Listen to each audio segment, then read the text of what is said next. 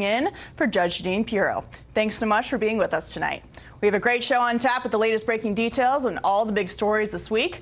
Congressman Ron Desantis, Dr. Sebastian Gorka, and two powerful political panels are all standing by to break everything down. Plus, on this Holy Saturday, Judge Jeanine takes us on a tour of the Museum of the Bible.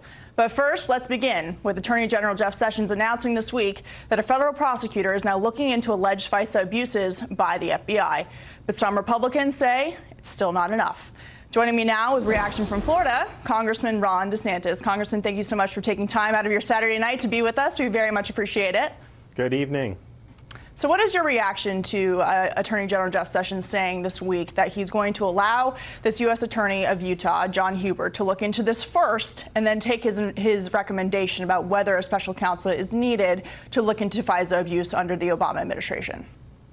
I think it's a step in the right direction from where he had been just a few weeks ago. Remember, a few weeks ago, he said, I've appointed the Inspector General to look at it, who is a fine guy, but he doesn't have any prosecutorial authority. That means there would be no indictments, no grand jury, no anything. So the fact that you actually have a prosecutor who's outside the beltway, to me, is a step in the right direction. But here's the deal. There was a special prosecutor appointed to pursue President Trump when there was no evidence of a criminal violation involving Trump's campaign and Russia. In this instance, we have a lot of evidence that there were statutes that may have been violated, false statements made to Congress, false statements made to investigators, Andrew McCabe. You have potential obstructing a congressional investigation, disclosure of classified information. So you have all those things, and clearly the Justice Department has a conflict because they can't investigate themselves. So to me, it seems the case for a special counsel in this instance is much stronger than it was when Rosenstein appointed Robert Mueller.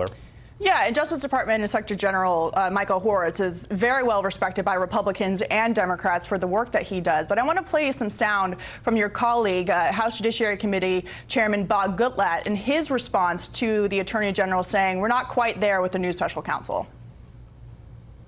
We really think this should be an investigation outside of the Department of Justice altogether, is why we continue to call for a special counsel. Congressman, a lot of people don't exactly know that, yes, the Inspector General has a lot of power to unveil a lot of the wrongdoing, but he only can really recommend disciplinary action. He can't actually prosecute the crimes that may or may not have been committed. So explain to the viewers about the jurisdiction that the Inspector General actually has and why the DOJ might not be able to investigate themselves.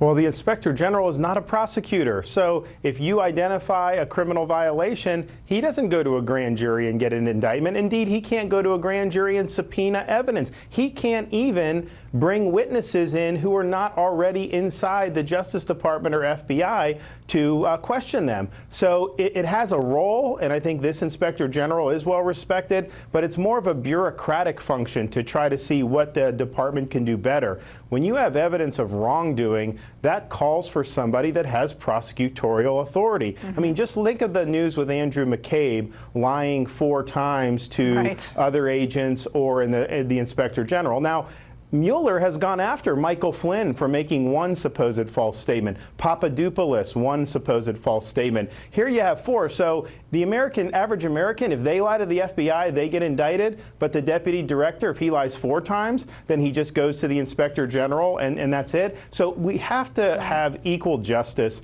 that applies not just to the average American, but also to those people in those high levels of authority. Well, speaking of equal justice for all Americans, have you seen the Inspector General report that the Inspector General has been working on, looking into how the FBI handled, including former Deputy Director of the FBI, Andrew McCabe, how they handled the Hillary Clinton email investigation? Have you seen that? What kind of insight can you give us? We have not seen the actual report. There's little bits that we hear about, but this has been going on for, I think, going on 15 months now, Katie, and I think that this thing needs to be brought in for a landing. I think there's going to be a lot of problems that are uncovered. As we know, this investigation into Hillary was badly mishandled from the start, so I think it's important to put that out there because there have been a lot of guys like me saying, why aren't more heads rolling in the FBI for some of the misconduct that we've seen? And I think part of the reason is people like Sessions have been waiting, and Christopher Wray have been waiting for this IG report. So the quicker we get that, I think the quicker you'll see more accountability in both agencies. I think that's the key question, because people see these reports come out, they see Congress working to try to bring some kind of accountability. What do you think can be done when we do get this report from Congress's side to actually hold people accountable? The frustration is we see all this information all the time, and yet people keep getting away with it.